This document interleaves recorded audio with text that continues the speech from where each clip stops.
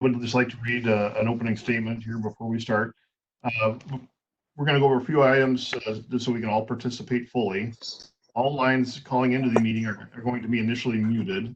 As always, public comments will be taken during the citizens forum and public hearing portions of our meeting. For those of you joining by computer, if you could please use the chat function at the bottom of the screen to let the city clerk know that you'd like to speak on an item. You can please enter your name, your address, and note the agenda item that you'd like to speak about, and then mute your microphone. Then you will be recognized by me at the appropriate time to speak on your selected item. At that time, we can then unmute your microphone and you can state your name and address for the record. If you're joining by phone and you're not able to use the chat feature, please wait until the staff member says that there are no more registered public comments. At that time, we will ask if there are comments from anyone joining solely by phone. You can then unmute your microphone and state your name and address for the record and give the clerk a moment to record that. And then you can speak. So, and again, each vote will be done by roll call. Council members, I'd ask that you please state your last name before making a motion or a second so we can keep straight. Again, this is our second time. We will get through this. We're getting better every time. So thank you, everyone, for your patience and understanding as we work through this. So with that, I will ask Nicole to take roll call, please. Blake. Carberry Montgomery. Here. Obrecht. Here. Hoagie. Here. Russell. Here. Thank you. Okay, if you could please stand as you're able to recite the Pledge of Allegiance. I pledge allegiance to the flag of the United States of America, to the republic for which it stands, one nation, under God, indivisible, liberty and justice for all.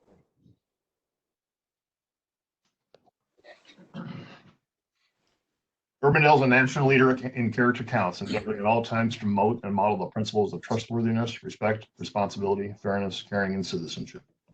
In conducting tonight's meeting, we expect that all participants select in a respectful manner consistent with these principles. Item 2 is to approve the agenda.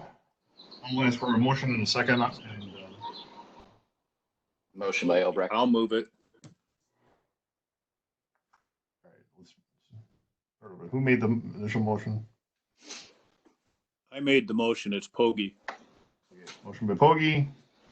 Second by Obrecht. Second by Obrecht. Any further discussion? If not, please roll call, please. Hoagie. Yes. Obrecht. Yes. Blake. Yes. Carberry Montgomery. Yes. Russell. All right, thank you. That passes. Item 3 is citizens forum. This is the opportunity to address the council on something that's not a part of tonight's regular agenda. Nicole, do we have anybody registered to speak first? I have not received any notification ahead of time. I don't see anyone that has sent me a message at this time. Are there any persons on the telephone calling in that would like to address the council at citizens forum at this time? So please unmute your phone and give your name and address for the record. Okay, hearing none, we will move on. Item 4 is the adoption of the minutes from the March 24, 2020 meeting.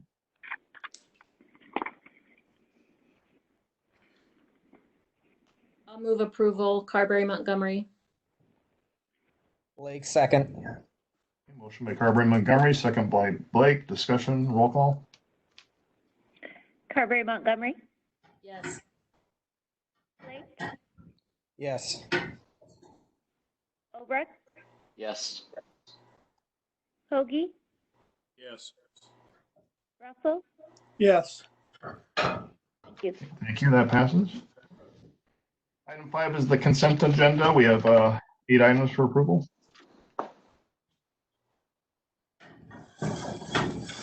To approve consent agenda, Obrecht. Obrecht. Second, Pogge. By Pogge. Discussion, roll call. Obrecht. Yes.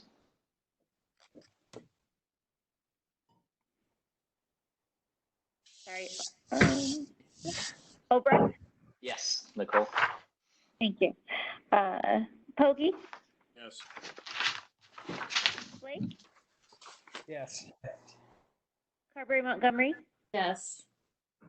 Russell? Yes. Thank you. Okay, thank you. That passes. Item 6 are our public hearings. First is item 6.1, the public hearing that was continued for the Waterford Landing Amendment to the Comprehensive Plan and Planned Unit Development Master Plan at 167th Street and Waterford Road. Is there anyone either registered or that would like to speak to this tonight? I have Is there- not received any chat messages. I haven't received any notifications ahead of time, no. All right. Thank you, Nicole. Again, is there anyone on the line that was anticipating speaking about this tonight? If so, please unmute yourself and identify yourself for the record.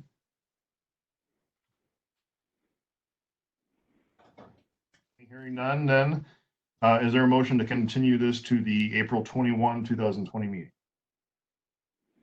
So So moved. moved, Blake. Second by Blake. Poggi. Second by Poggi. Discussion, roll call.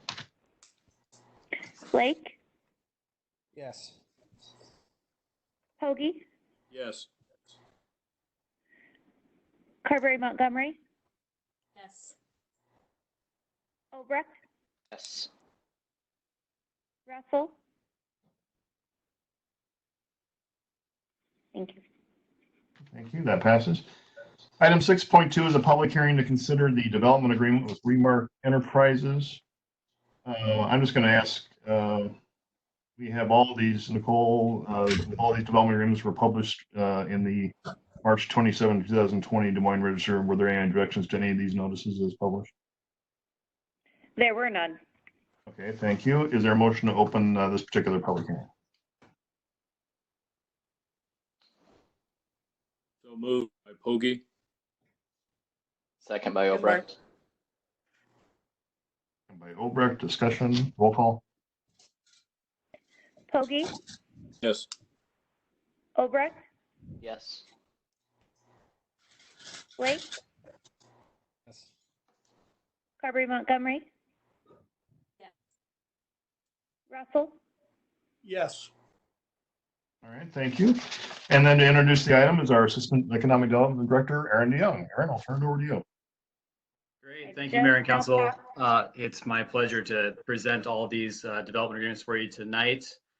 Wish it was under different circumstances, but we'll get through this. I do have a few slides on each of them. We'll go through the first one and then do the rest of the public hearing. So I'm going to share my screen now.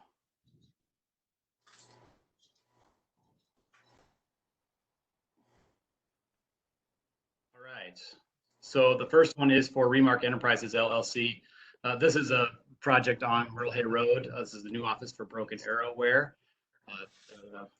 Urbandale business that's growing and going to have their front office, accounting, and marketing divisions in this new building.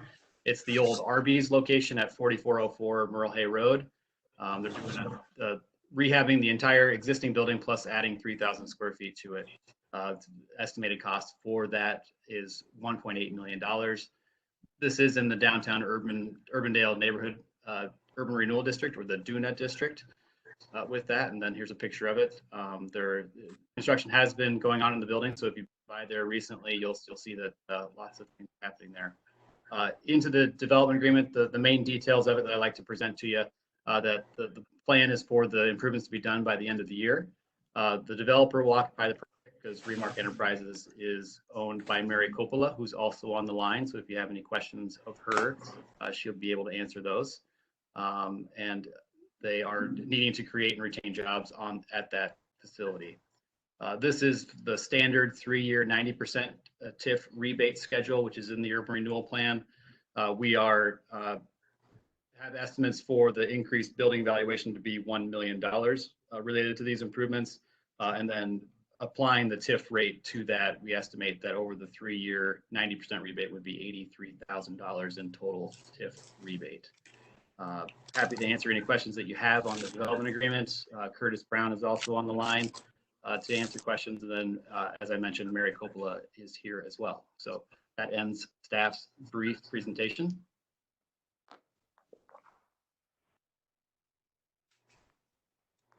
Thank you, Aaron. Does any council member have a question for Aaron at this time before I open up the public hearing? Okay, hearing none, I am going to open this up to a public hearing. Again, Nicole, do we have anybody registered on this? No, no one registered ahead of time, and at this point, I don't see anyone requesting in the chat. All right. Is there anyone on the call? Again, if you want to speak on this, now's the time to speak at this public hearing. If you'd like to speak on this, please unmute your line and please identify yourself.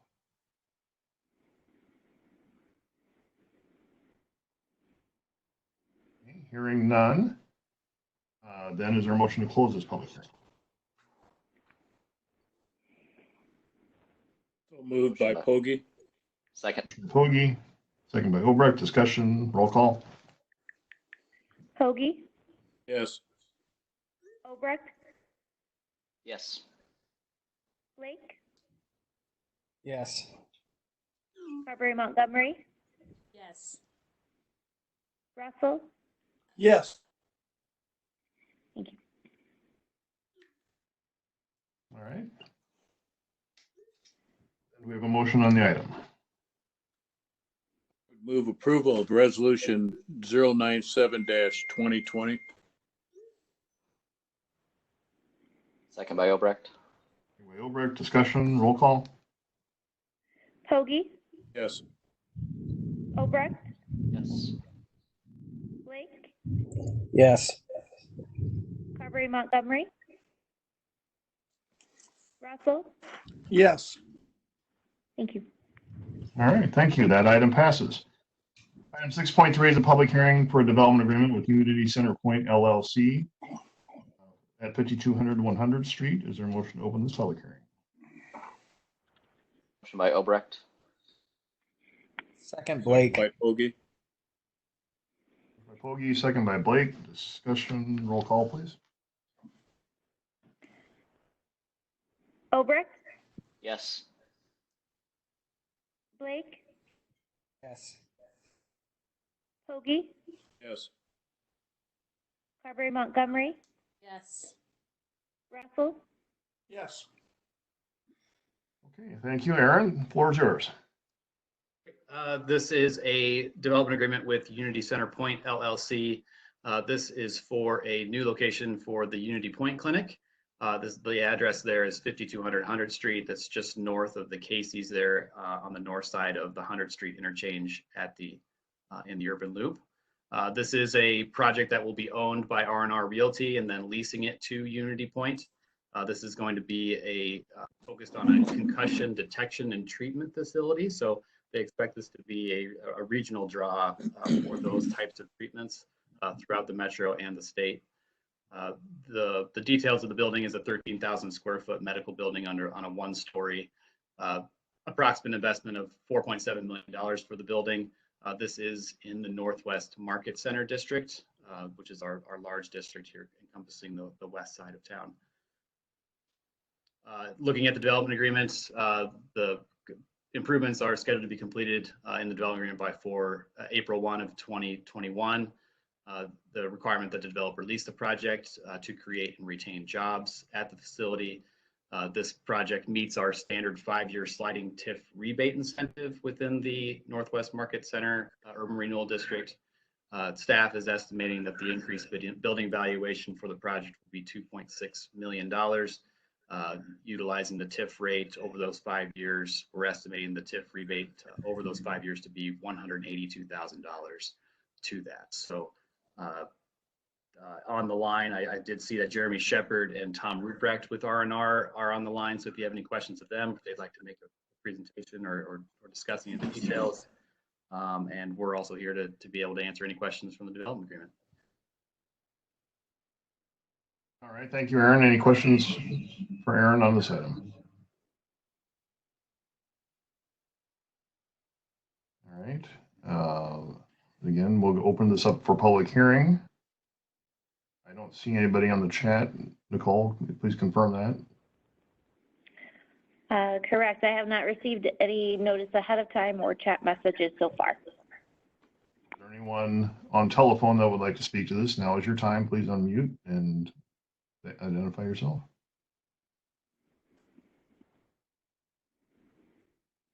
Okay, hearing none, is there a motion to close this public hearing? Russell, so move. Russell, Second Obrecht. second. Do we have a second? Second by Obrecht. Okay, second by Obrecht. Discussion, roll call. Russell, Yes. Obrecht, Yes. Blake, Yes. Carberry Montgomery, Yes. Hoagie. Yes. Thank you. All right, thank you. Then we need a motion on the item. I have a question. Go ahead.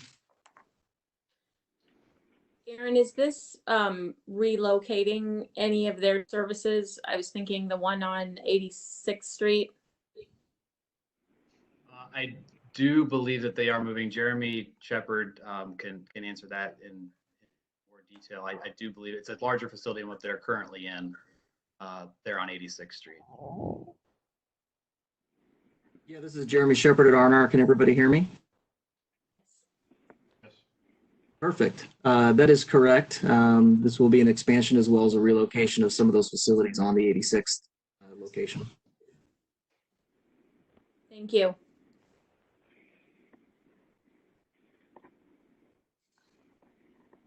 Okay, with that, is there a motion? Move the development agreement with Unity Point LLC. Motion by Russell. Second by Obrecht. Discussion, roll call. Russell, Yes. Obrecht, Yes. Blake, Yes. Carberry Montgomery, Yes. Hoagie. Yes. Thank you. Item 6.4 is a public hearing to consider a development agreement with 8860 Northpark Drive LLC. Is there a motion to open this public hearing? So moved by Pogie. Second by Obrecht. By Pogie, second by Obrecht. Discussion, roll call. Hoagie, Yes. Obrecht, Yes. Blake, Yes. Carberry Montgomery, Yes. Russell. Yes. Thank you. Thank you. Aaron, excuse me, the floor is yours.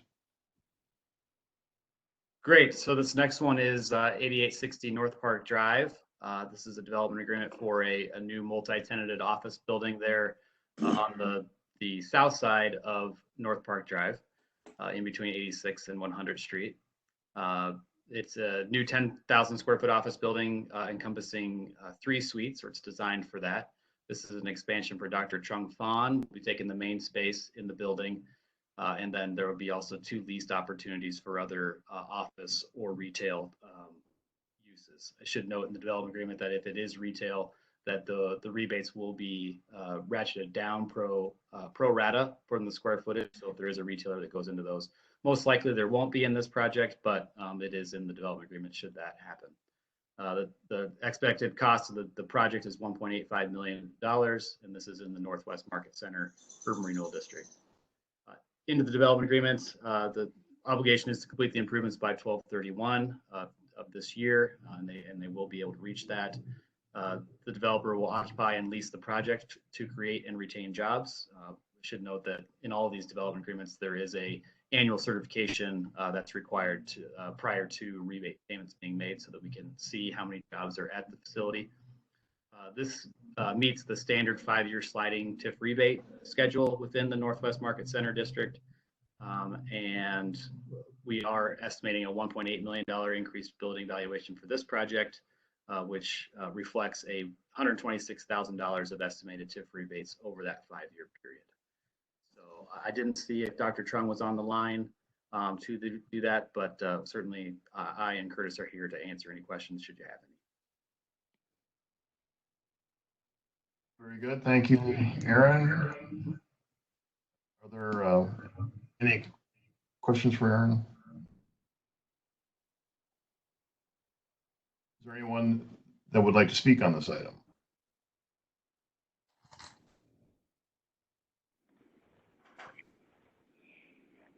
Again, none in the chat. Mary If Ann, anybody... Yeah, go We ahead, have Nicole. no one on the chat and no one ahead of time for this one. All right, thank you. If there's anyone on the phone, please unmute and identify yourself now.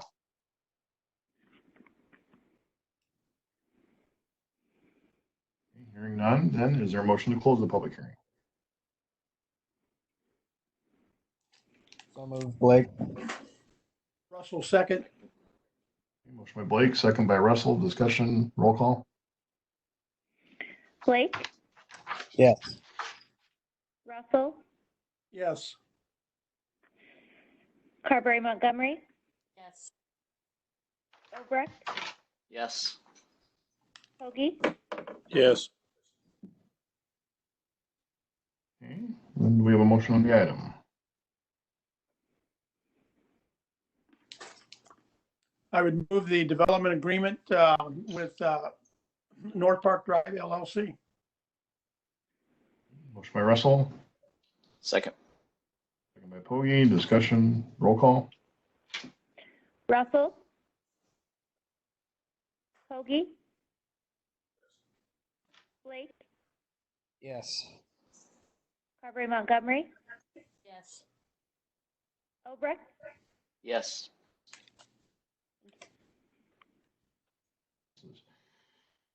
Item 6.5 is a public hearing to consider the development agreement with the Iowa Bankers Insurance and Services, Inc. For 9001 North Park Drive. Is there a motion to open this public hearing? So moved. By Carberry Montgomery.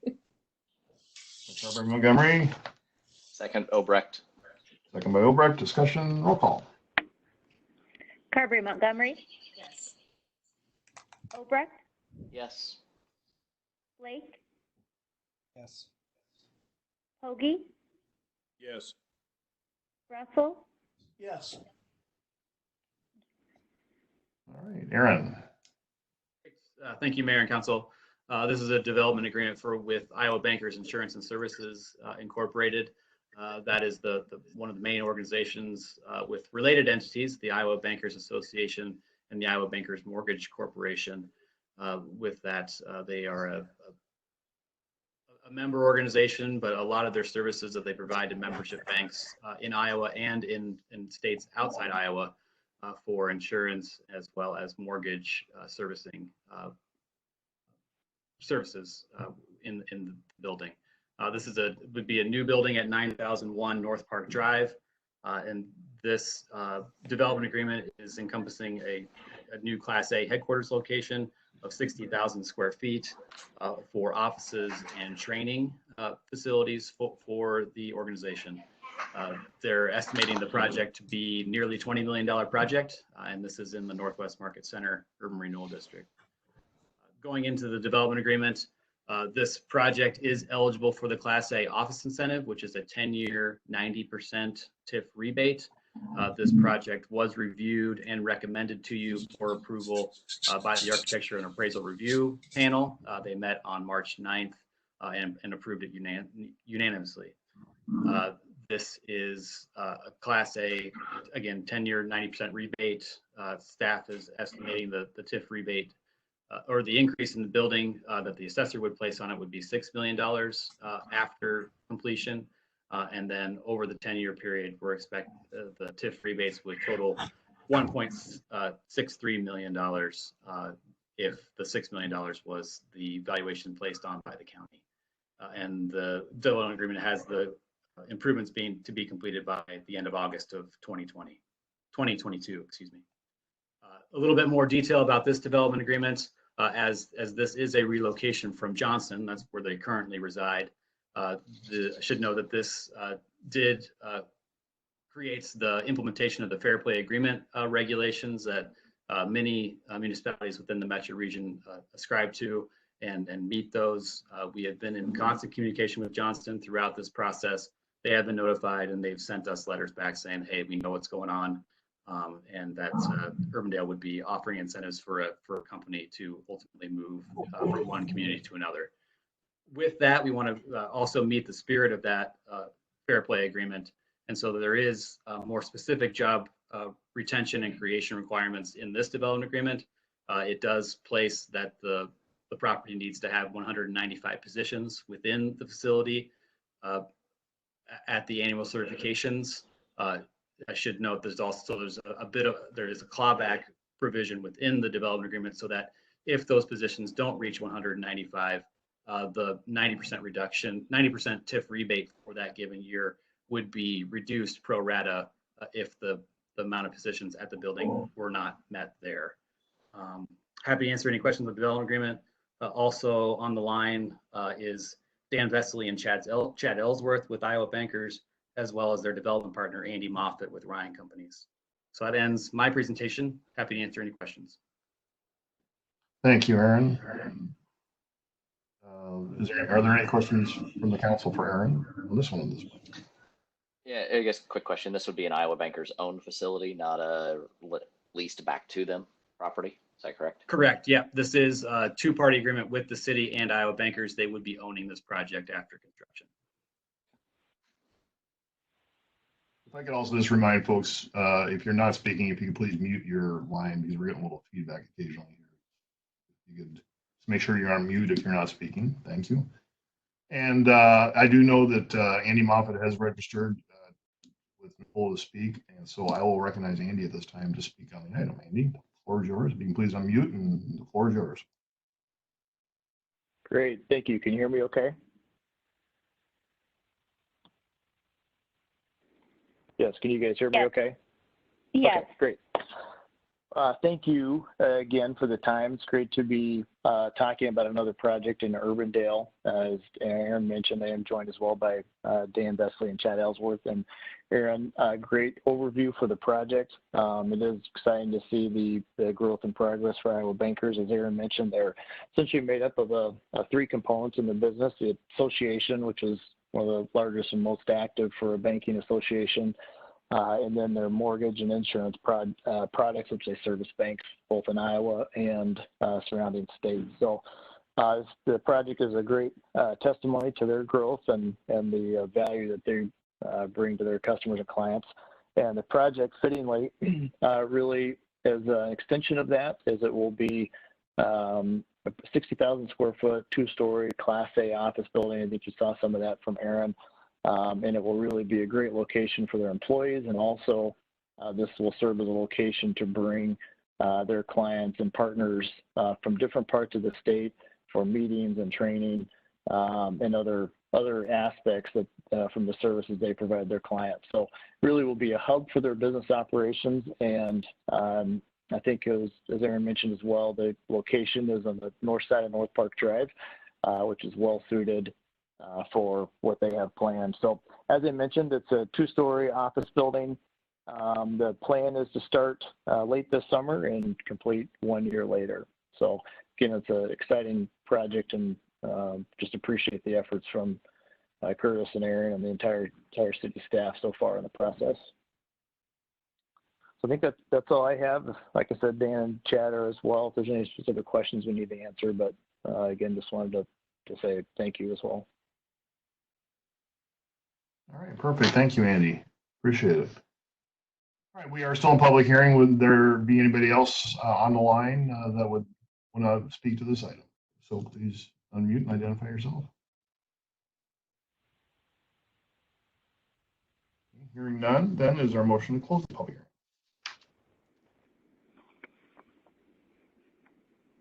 This is Bridget. I somehow lost sound during his entire comments. Was there any thing particularly of note that I should have heard?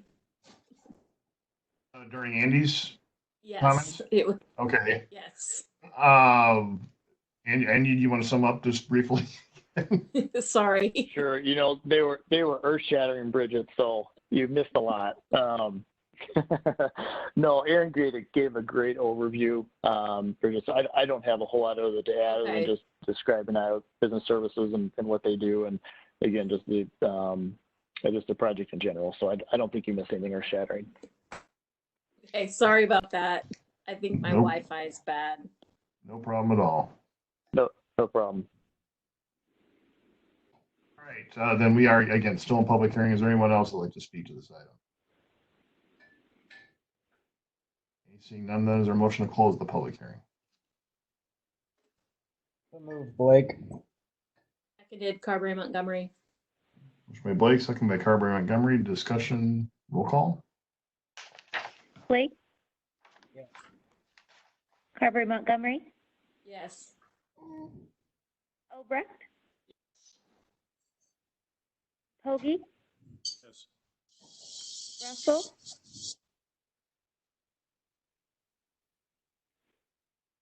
Dave? Looks like Dave's gone. Let me, oh, Muted. there you go. Yep, I'm yes. I'm sorry, I forgot to unmute. Thank you. All right. Then do we have a motion on the item?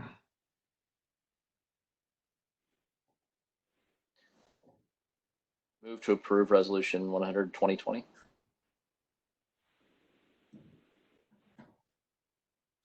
Second by Pogue. Any further discussion? Please, roll call, please. Obrecht? Yes. Yes. Thank you. Pogie? Yes. Blake? Yes. Carberry Montgomery? Yes. Russell? Yes. All Thank you. right. Great, thank you.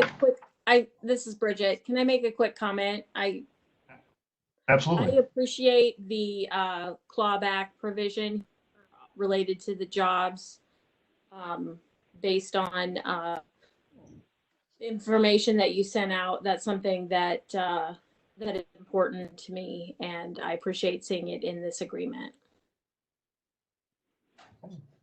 Great, thank you.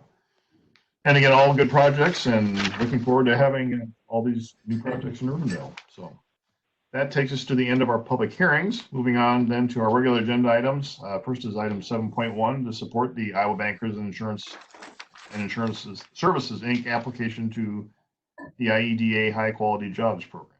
And Aaron will answer any questions if there are any. Aaron, do you have anything further to add? No, I don't. If I got one slide up here on the screen. They are pursuing the high quality jobs program with the state. And Iowa Bankers Insurance Services does have a significant amount of business outside the state. The state normally doesn't incent projects that are only doing sales within the state, but this project certainly qualifies for it. They are the employment that would go with this agreement, with this incentive with the state, are high quality in that they have to pay an average salary of qualifying positions of almost $65,000. And then they are eligible for the investment tax credit and rebate of sales taxes on the construction materials with the state. The local match is requirement with this, and then the TIP agreement or the development agreement that you just approved would be that local match. And they're scheduled to go to the IEDA board on April 17th. All right, great, thank you. Any questions from Aaron on that?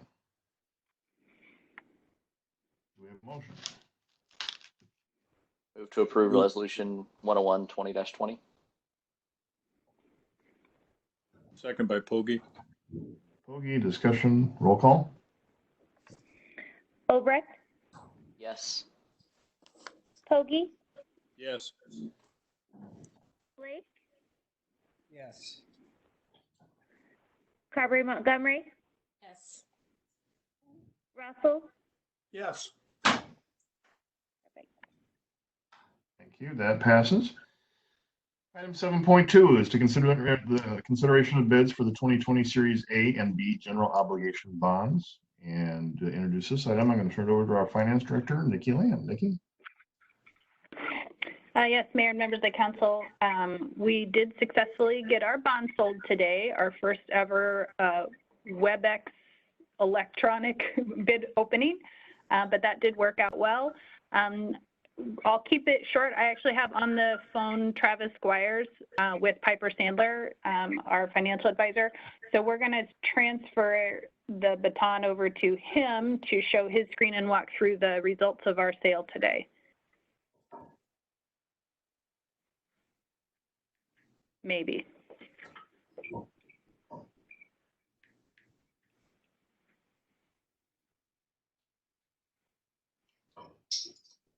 Travis, are you there? Yeah, I was just waiting for the presenter thing to come over. So it looks like I stole it from Nicole. So I think it's going to work here. Okay, I'm going to share my screen. Hopefully that pops up for everybody. Okay. A few more slides in the presentation than normal. I don't anticipate taking a ton of time to chat through, but obviously these are interesting times in the market. To be accessing markets, there's been a lot of disruption and volatility. So it's really been a kind of week by week look at this. We've talked through some plan Bs in terms of options that the city might have if there's market disruption this week. As we got into last week, Thursday and Friday, made the decision to not make any changes as it looked like the market had, I wouldn't say settled down, but at least that there were more active trades taking place between buyers and sellers.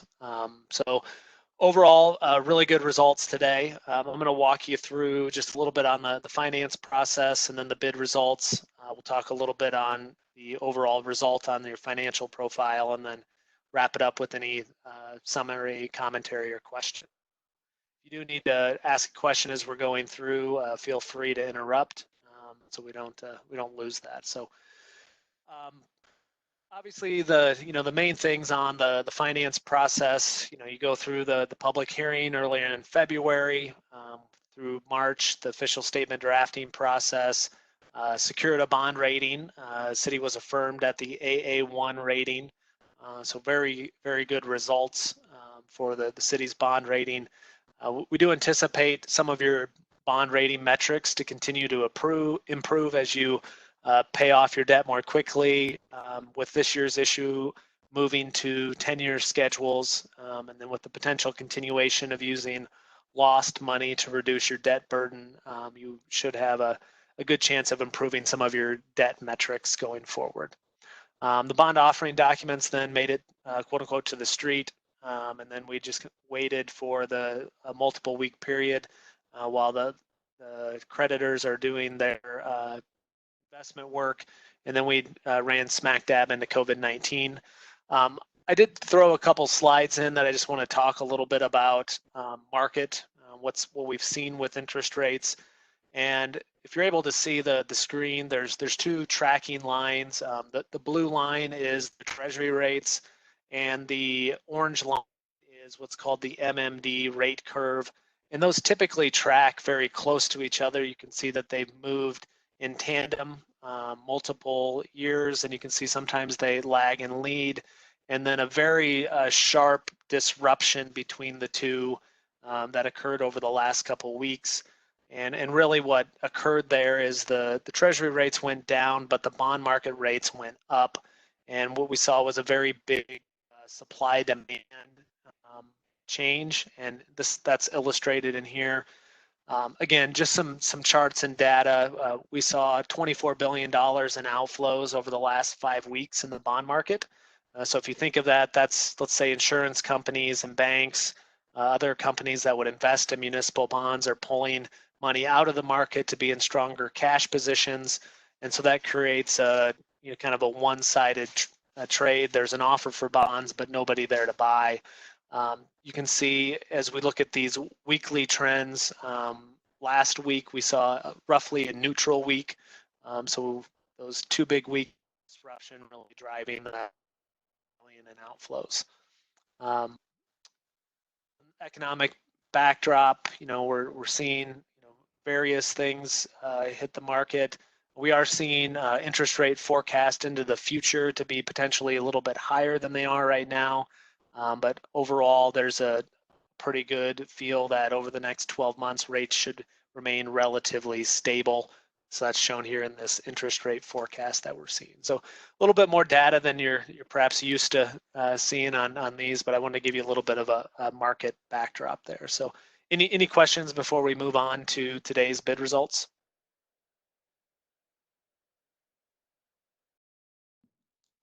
Can you make sure that gets emailed to us? I'd like to take a little more time just for my own education, looking at that. Yeah, absolutely. Nicole and Nikki have them already, so we have it in a PDF form that they'll be able to send out to you. Again, just pulling a little bit of market data. One thing I will mention for council members is our firm does put out actually daily economic updates, but then I do send Nikki and AJ both get things that come out perhaps every other week or monthly from me. As council members, you can certainly be a part of that distribution when I send out some of that economic outlook data. So if that's the case, just go ahead and send an email to Nikki and I can get you added to the list. So for bidding results, if you recall, the city sells debt via the conventional bond markets. You take them via what's called sealed bid. So it's a method of sale that at 11 a.m. today then was the bid deadline. And you have your bond issues split into two separate, a Series A and a Series B. The Series A for your city represents the amount that is paid with your debt service levy, while the Series B is your TIF revenue backed debt. It's all general obligation debt, but you have two separate payment sources. For the time being, over the last 4 years, we've split those up primarily because the city does do a lot on the TIF portion of the debt. So the ability to have that debt callable and separated makes it a lot easier for your finance team to administer. So today you had on Series A, again, these were federal income tax exempt. You had 5 bids. The lowest bid came from Robert W. Baird at 1.96%, and then Janney Montgomery Scott at 199, FHN at 205, UMB Bank at 215, and JP Morgan at 220. So it was great to see 5 bids. We've been seeing anywhere between 3 and 6 bids on most of the transactions. So with the market disruption, we are seeing perhaps less bidders than we would normally see, but we are seeing a pretty good amount of bid activity still in the markets, which is a little bit different than what we saw over the last 3 to 4 weeks, where the market was a little bit more timid. In terms of your winning bid, you can see the top section there, the details on the bid, the interest rates per maturity, and then you see the average true interest rate there in the blue at 195. And then if you look at your repayment schedule for principal amounts, coupon rates, and yields, so you can see the yields on your debt from 1.3 out to 2.15%. So they are paying you a slight premium on the bonds, meaning they pay you just a little bit more than face value on the bonds based on dollar prices that are existing. To comply with your levy constraints, there was a small amount of restructuring, but the par amount stayed the same for the city on Series A. Again, the other bids that came in, Janney Montgomery Scott, FHN, UMB, and JP Morgan. On Series B, the same group of bidders primarily. You did see KeyBank Capital Markets jump in as a bid. You do see these interest rates a little bit lower. Both are 10-year financings, but the Series B has the added advantage of also having a state of Iowa income tax exemption for the buyers of those bonds. So the winning bid here was Robert W. Baird at 1.85%. Again, this one was 11.36 million as it finishes up the debt for the public works. Look at the winning bid here, a little bit different interest rate structure where they bid 5% rates out through 26 and then 2% and 2.25. But then you can see the yields anywhere between 0.05 and 0.09% lower than the Series A. So overall a 1.85%. So you can see that these dollar prices are much larger than the Series A, and thus they are paying you a little bit more of a premium. Which means that we did do a little bit of resizing on this debt, reduced it by about $100,000. So the other bids, again, FHN, you can see all throughout, you know, a lot of 5% coupons bid, and then you can see 3% on some, 4s on others. So just the manner in which they're submitting their bid. Overall, a narrow bid between bids 1 through 6, only a 0.15. Any questions on bids before we just go through the impact on the city's financial profile real quick? Yeah, Travis, just quick question. There was some 2029s that weren't callable, but everything else was past 2026. Is that just a structure thing? Great question there. The call date referenced here, all of the bonds are callable in 2026. The call date reference here is that it's priced to the call date. Since the 2029 was a 2% coupon to yield 2%, there's no price to the call date because they're already paying yield and coupon at the same. But it is also callable. Sorry, that is a little confusing. I probably should have cut off that column. Good catch, though. We're back here on the Series A.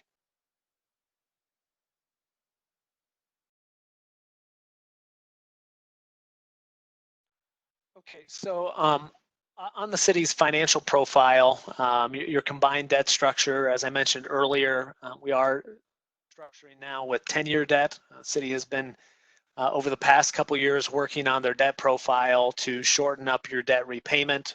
So happy to report that finally able to kind of turn that corner this year and get back to 10-year debt for the city's finances. You can see that the first year debt is actually slightly larger payment, 2.3 million of the principal will be paid off. And then you can see the remaining amounts that produce approximately level debt out into future years.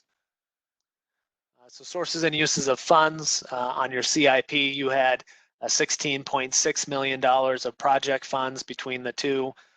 You will, with the premium being paid, have about $400,000 of surplus project funds that will either be applied to next year's debt or used to cover any sort of project overages that you may face going into the year. And then if we get into next year and there's surplus proceeds, you'll reduce the amount borrowed. Very similar to the way you handled this year, as originally had anticipated a larger borrowing against the TIF for the public works, but due to where bids were, we actually ended up borrowing less. So if you don't end up spending the money, it rolls into your 5-year CIP and you'll borrow less next year. So part of the reason for keeping the structure where it was is that you could fit all of those payments still within the cash flow that we had shown. A little bit on where we were back in December and January estimating rates. We originally had rates in the 2.45, 2.5% range, and ended up with rates, and this is the net interest cost, which is just a slightly different calc than you're seeing with the true interest rate, 1.91 to 1.98%. So complies with your $1.64 levy. So you can see your estimated new debt going against the levy this year, 1.5 million. So that stays at that $1.64, which is a full 36 cents lower than last year's debt levy. You can see the allocation. You know, there's a Northwest Market portion, a DUNA-TIF portion, and the CIP or the debt service levy portion illustrated. Data you've all seen before and stuff that will continue to show in our models as we move forward, and you consider your uses of lost revenues and the ability to continue to lower that debt service levy into the future. So again, a summary of Northwest Market TIF. Again, this is just assuming that income stays at current. You can see that, you know, over time you're going to be able to either start releasing TIF or have the ability to take on additional projects within Northwest Market. Same would be true in Duna, whereas this year you did back off your collections a little bit. So coming back to a real quick summary to wrap this up, relatively good market for the bonds, a good amount of bidders. Tick rates were close among the top bidders. We saw value of the Series B state exempt structure compared to A, but part of that could just be due to the structure is more attractive for bidders. You got $1 million block sizes, which are more attractive for national investors, easier for insurance companies that take down big blocks. But right now you did see some value from the state exemption on Series B. Interest rates received today were lower than what was built in the financial models. And really, as we compare where the market's been over the last couple weeks, a really good result for the city. As far as things that are going to need further investigation or understanding, as we kind of work through this long range financial plan, later this year, we'll need to update the lost cash flow models, just as we see what the Department of Revenue is saying about any disruption due to COVID-19 and your reliance upon those revenues. The good news right now, it's a new revenue stream for the city. The large portion of that has been, at least in this first year, looked at as a potential use of paying off debt early. So we'll just want to continue to update our models as we get new information. So are there any specific questions that need to be addressed before taking on your action items? Travis, can you go back to the previous screen that you had on one more, I think? Northwest Market? No, maybe it was a summer page. Yes. So down in the bottom right-hand corner, surplus. So is that the difference between what we projected in the original interest rates and what we actually got? No, this is just the levy test that is utilized to make certain that we fit within the $1.64 levy. In terms of the actual numbers, let me see if I have that real quick.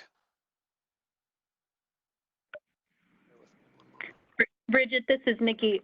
So effectively, that is just how we make sure that what I budgeted for, because we've obviously already approved the budget, we use his estimates to get what debt service I needed to budget. That's just making sure that actual sale results and the structure, that's why we have to reorganize it slightly, is to make sure that it fits within the budget document that you just approved.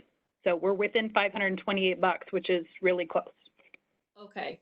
Now, again, I'm new to this, so, and you're not seeing where I'm pointing to on my screen. So the difference, what happens, I mean, we projected the 2.46 interest costs, and we got 1.982. So where is that a savings somewhere in our budget? Yeah, so the first year we were able to, we accelerated $15,000 of bonds into the year one and moved them out of year 10 on the Series A. And then there's an additional $15,000 per year of lower interest cost, approximately, on the Series A. On Series B, we kept the structure and payments the same, but that's where you end up with surplus project funds. So in a sense, since we've already had the bond structured this year, that would result in borrowing $400,000 less next year on the TIF revenues. So you've already set the budget on the expected amount of revenues, so we just left that amount there to keep the same payments. And then as we go into planning next year's CIP, that's where you will realize the savings. Okay, thank you. Does that make sense? As much as it's going. Well, we can, if you want to talk a little bit more after the meeting, sometime later this week, by all means, we can have a conversation. I don't know if that's really necessary. You guys are really good at what you do, so I have a lot of faith in you guys. Well, we're happy to help you understand any questions that you want answered. Thank you, Travis and Nikki. All right. So with that, We have two items then for consideration. Are there any further questions or discussion?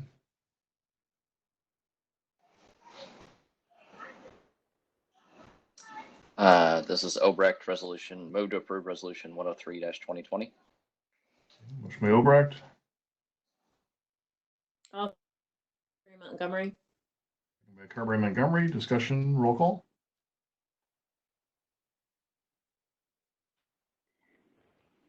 I'm muting myself there.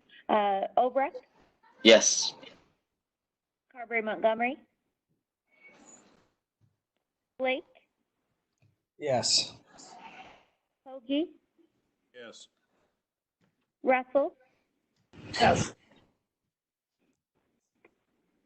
Thank you. All right, thank you. That passes. And motion to approve resolution 104-2020.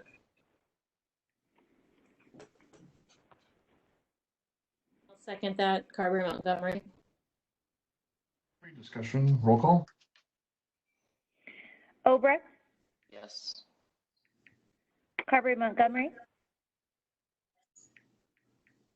Blake, Yes. Hoagie, Yes. Russell. Yes. All right, thank you. Those items pass, and I guess the takeaway is at least a little bit of a silver lining in everything that's going on. Good result for us. Thank you, Travis. Thank you, Nikki. Appreciate it. Yeah, thanks everyone, and for dealing with the remote. We'll be able to see each other again face to face probably someday. So we'll hold off for that hope. So thank you, and we appreciate the opportunity to serve you guys. We appreciate it as well. All right, moving on then. Item 7.3 is the engineering services agreement for the Hickman Road Viaduct trail construction. And Dave McKay would answer any questions if there are any. Dave, did you have anything further to add? Nope, but just be glad to answer any questions. Hey, yes. New to this one, what's the purpose of the actual construction that we're doing here? Just to make it a little wider down there? If you're familiar with the area just to the east of the Parks and Public Works, our new facility going in down there, we have the railroad viaduct, and right now we have a 4-foot sidewalk that is a matter of a foot or two off the curb line of Hickman Road. And we were looking for ways to get parks equipment out of the facility without having to go on to Hickman Road. And so we are looking at working with the railroad to possibly put the 10-foot trail to the north of the pier. And so we would have to put in a retaining wall and then put the trail behind the pier. And so then you have a good spacing between the traffic on Hickman traveling 45 miles an hour, and you aren't right next to that.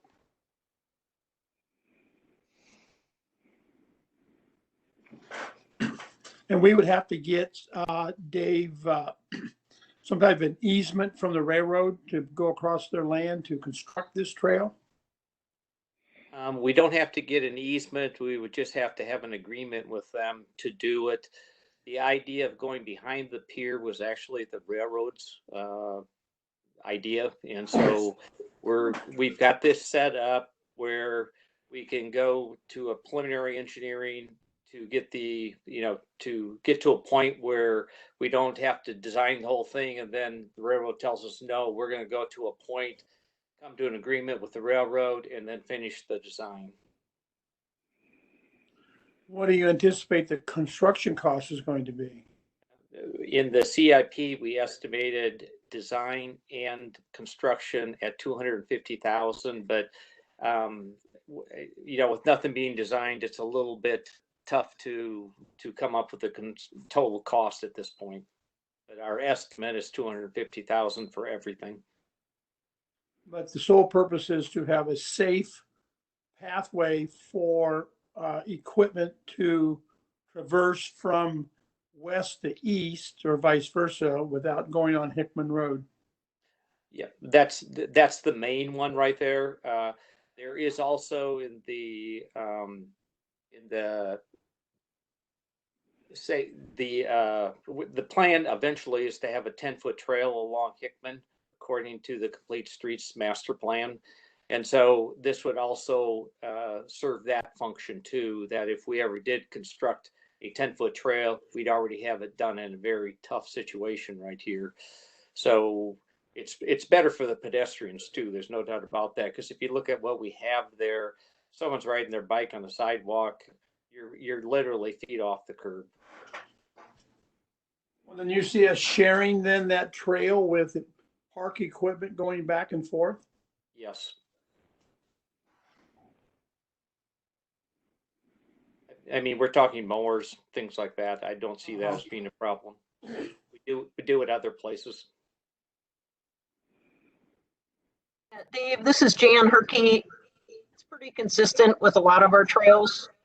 When we have access points, the mowers do access it and act safely, make sure there's no pedestrians when they do need to access those points. Okay.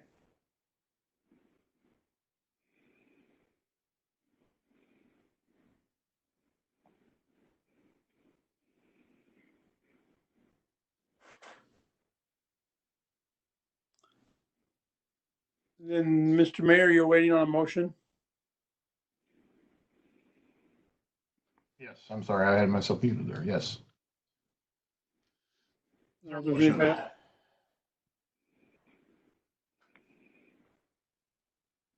Motion? Yeah, I would go ahead and move then resolution 90. I just wait for anybody else to chime in if they have any questions. Resolution 96, 2020. Second, Blake. Second by Blake. Discussion. Roll call. Russell? Blake? Yes. Carberry Montgomery? Yes. Obrecht? Yes. Hoagie? Yes. Thank you. All right, thank you. That passes. Item 7.4 is to consider the purchase for the fuel for all city departments. And I know we have Tim Stovey on with us tonight, and Tim can answer any questions if there are any. Or Tim, do you have anything further to add?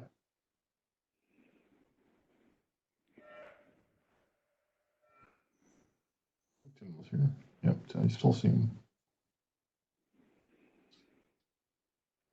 This is Dave McKay. I can do my best to answer any questions if you have them. Okay, thanks, Dave. Are there any questions? If not, is there a motion? Wait, I've got a question. Okay. Gas is significantly cheaper than it has been, so I guess it was in here or I did and I missed it. What sort of savings did we obtain by doing this right now? Okay, the answer to that is what you have in the tables today are the margins. And then if this is approved, what we would do is in the next 2 days, we will fix the gas price. If you go with gas prices now, they're substantially less than they were when we last did this process 2 years ago. Right off the top of my head, I can't tell you. I mean, we have huge savings, probably like 50% savings over what we were 2 years ago. The margins are higher here because we're dealing with lower gas prices. So you have two components. You have a margin and you have the fixed gas price. So in the next 2 days, probably tomorrow, if this is approved, we would fix the gas price as soon as we can, so it does not fluctuate. And then at that point, the low bid here would purchase all of our fuel. And so that would be our price over the next 2 years. So for me to tell you exactly what our savings is, I really can't do that, but it's probably like substantially like maybe 50%. The fuel price is 50%, but the margin is a little higher, so you don't quite get that much savings. Tim, are you? I guess. Did I read, David, it's 67 cents a gallon?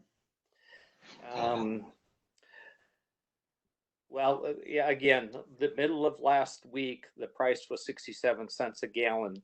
So in other words, if we would have been having the council meeting last week on Wednesday, we would have went out and got 67 cents a gallon. This could have fluctuated somewhat from that over the last week because there's been a lot of stuff going on with asking other countries to lower their volume output, which drives the price up a little bit. Right. And then will this be enough gas sufficient to run our fleet for a year or 2 years? 2 years. And if we run out, then we have to just buy it at the spot. If this lasts us a year and 3 quarters, then that last quarter, then we would just have to buy in the market. Okay. I think this is our 3rd contract doing it this way.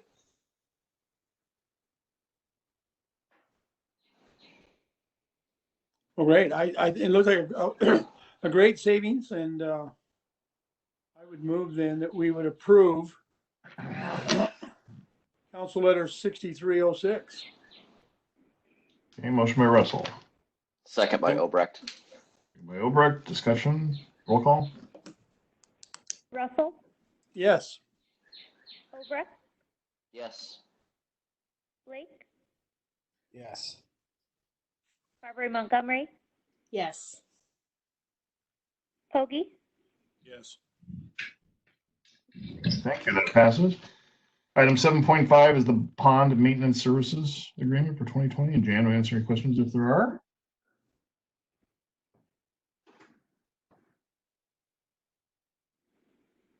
Not, is there a motion? Move to approve Council Letter 6303, Obrecht. Motion by Obrecht. Second by Pogge. Discussion, roll call. Obrecht, Yes. Hoagie, Yes. Blake, Yes. Carberry Montgomery, Yes. Russell, Yes. Thank you. That item passes. And that takes us to the end of our regular agenda. Item 8, mayor and council items. David, do you have anything first of all? Probably one of the most common questions I'm getting from neighbors with all this time home. Everyone seems to be up and down the block, cleaning out their garages, cleaning out their basements, cleaning out closets. And they want to make sure that, in fact, we're going to have the big trash pickup on the curb. I'm telling them, yes, that we have just postponed it, but I don't have a date certain. I'm just kind of telling them, and I think it's going to be like in May or maybe first part of June. But the consensus is that, please, we do need it. And I think you're going to have a lot of trash this year because people are loading it up.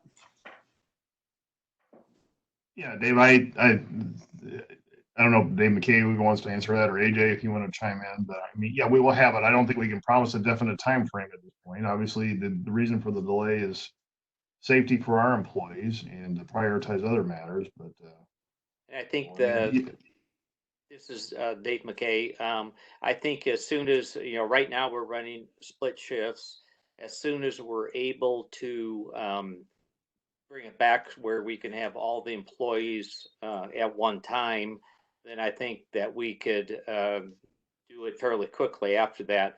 We have to make sure on equipment because a lot of this program is done with rented equipment. And so we're going to have to make sure we can get the rented garbage trucks and the staffing that we need. But I still think we can pull that together fairly quickly once we're back to work. Great. Yep. So bottom line is, yeah, we will do something at some point, but as far as time frame, still up in the air. In the meantime, I think a lot of people are putting a lot of stuff in the regular garbage cans from what it sounds like, isn't it, Dave? I think Yes. it is up in the last couple of weeks. Mm. So with that, Matt, did you have anything to add? Yeah, a couple things. First, I actually want to say thank you to the mayor. He's been doing a dynamite job. See him everywhere doing different videos. He came in and was with our, which I have an update on, the 4th of July meeting for an hour and a half last night. I mean, he's doing a fantastic job being everywhere, representing our city. Thank you for that. Also, like to say thank you. Oh, he's waking up. Like to say thank you to AJ. On the promptness of the city. I had some unfortunate graffiti in a drainage ditch that had very highly inappropriate language on it, and within a day it was painted over. So thank you for that. And then finally, on the 4th of July, we had our meeting for this week month. Oh, he's waking up. And they aren't canceling it as of yet, but they are still planning for it to be moving forward. But I think next month in May will be the do or die date with that, and we will have for sure whether we will be holding it or not. We're waiting to see where we're at with COVID-19 by that time. So that's kind of the status on that celebration for this year. Yep. Thanks, Matt. Thanks for having me as part of that last night. And you know, as I said to the committee, and I think the consensus view is that this is obviously a bigger issue than just for Urbandale, and I think I appreciate the committee looking at it so thoughtfully already. But we do also want to be consistent with where other folks are in the region and in the state. And I think in the next 2 to 3 weeks to a month, we're going to know a lot bit more about what's going to be able to happen later this summer. So we'll just have to, you know, I appreciate them planning ahead, and that's what they need to be doing. And we just need to keep an open mind and take a look at where we are. So, and thanks for the nice comments. I appreciate it, Matt. And does Saxon have anything to say? It was his first day of so he's a little tired. First day of daycare, so he's a little tired today. So all right, he's doing well. All right. Well, thanks. Ron, did you have anything? No, just my thanks to the mayor. I agree that you've been doing a great job, and all the city staff. You know, we all forget that they're still going to work every day and going out in some situations that aren't great, and they're doing a good job. So thanks to everybody. Thanks, Ron. Bridget? You're muted, Bridget. There you go. Here. There you go. Obviously, have an update about DART. There's always something going on. They have been decreasing their service in response to ridership, doing a lot of very proactive steps to keep both riders and staff safe. I've been really impressed with that. We had our meeting, a WebEx meeting today. Just wanted to point out that they would be receiving $19.2 million from the CARES Act to help mitigate some of the lost revenue. Of course, there's tons of regulations regarding it, but I thought that was a pretty significant amount of money for them. Also wanted to thank the mayor for being virtually everywhere, it seems, and doing a very good job representing us, as well as AJ and staff for being incredibly responsive to everything that's going on. And then I also just wanted to give a shout out to UCAN and Urbandale Food Pantry and the Waukee Area Christian Services Pantry. There is just unprecedented need right now for the services that they're providing, and all of those agencies are doing a fantastic job meeting those needs. And I'll just put a plug in for the Waukee Area Christian Services virtual gala that's coming up next Friday if you want to sit at my virtual table, or you're more than welcome to support it. That's it. Okay. All right. Thank you, Bridget. Adam. No, I just keep having a view of the city parks people going by my new virtual home office every day. So keep seeing city staff out and about, and love all the activities are going on. So otherwise, doing well. All right. Well, thanks. Again, from my standpoint, I appreciate the comments. You know, I'm just trying to get the communication regular. I mean, it's easy to do. So I want to make sure we keep regular communication, and that's my intent as we move through this, is to keep that regular communication up.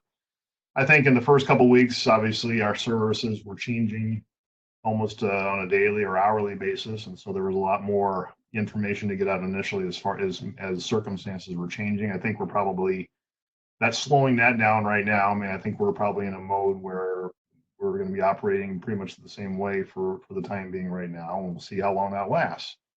But by the same token, I think it's good to communicate. You know, we can't be together, so I think it's good to communicate at least virtually as much as you can. And so, what we're kind of evolving to, I've worked out with Derek, is to film something. Now we're going to do it on Thursdays, and we'll push it out on Fridays. Some sort of message, and depends on where we are in the week and what's happening. We'll push that out every Friday, so watch for that.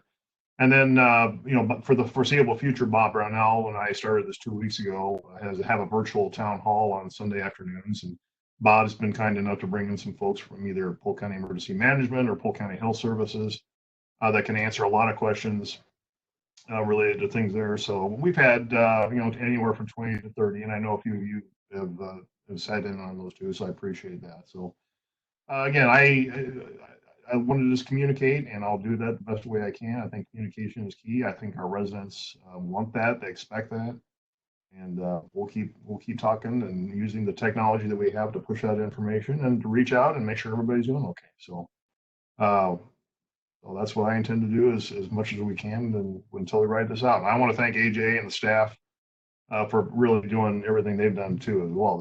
As everybody said, they're really stepping up to the bat to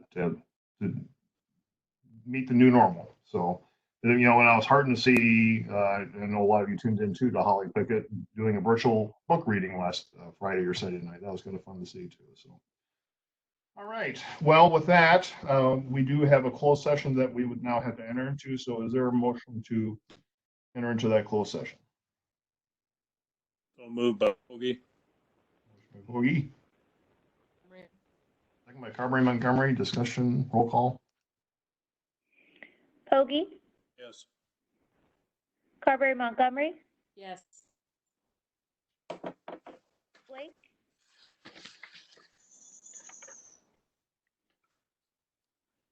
Yes. I see a yes there. Obrecht Yes.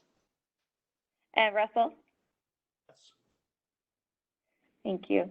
And this meeting will stay open while we move. So council members, if you can move to the invite that was sent by Carla, we'll leave this virtual meeting, but it will remain active until we come back for adjournment afterwards. Do we exit out of this, Nicole? We don't exit out? So council members and mayor, go ahead and exit out of this one and join the other one, and this will remain active if anyone wants to stay, and then we'll join back in when it's time. Got it. Okay. Will it just pop up then for us to join? Yes, the invitation from the HR director, Carla. Okay, well, I'll wait for it to pop up then.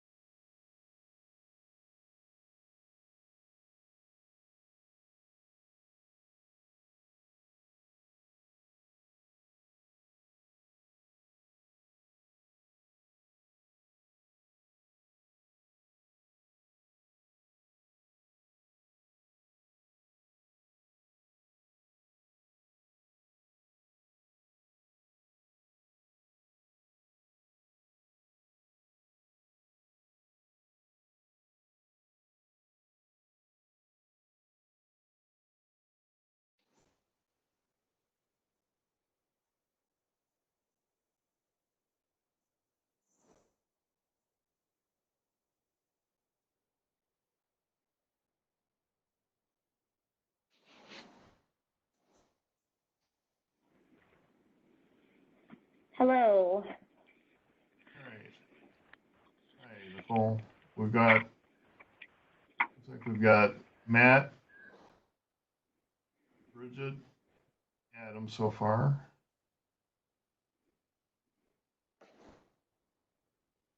Wait on Ron and Dave. We can wrap this up. That's all we need, a motion to adjourn. Yeah. I was about to say, do we have a majority? You can just get. We got quorum, so make the motion to adjourn. Now let's give us. We do some other stuff too. No, it's not on the agenda. Sorry. Yeah, make the motion to adjourn. All right, let's do it. Second. Motion. Okay. We are adjourned. Right. Thank you, everybody. Thank you, everybody. All right. Have a good night, guys. Thank you. Yeah, I hope he's asleep. I need to go to sleep. Appreciated it. Glad. Ron, we just Good night. voted to end. Figured that. So glad you did. We did some other stuff too. That's fine too. Good night. Night, Bridget. Night. That was almost a 2-hour meeting.